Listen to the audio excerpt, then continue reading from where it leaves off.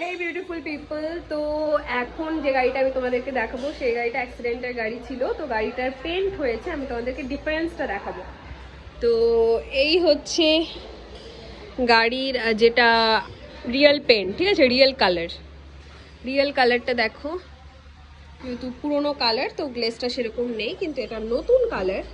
Just দেখো, পুরো পুরো ম্যাচড কালার। তো তোমরাও যদি এই ধরনের ম্যাচিং কালার করাতে চাও গাড়ির, ঠিক আছে, অ্যাক্সিডেন্ট গাড়ি যেগুলো ভাবছো যে না কালার করাবে ফুল ম্যাচ হবে কি না সেটার একটা সন্দেহ আছে, তো তোমরা হান্নান অটোকেরে নিয়ে আসতে পারো। ডিফারেন্সটা তোমরা নিজেই দেখতে পাচ্ছ, কোনো ডিফারেন্স নেই, জিরো ডিফারেন্স।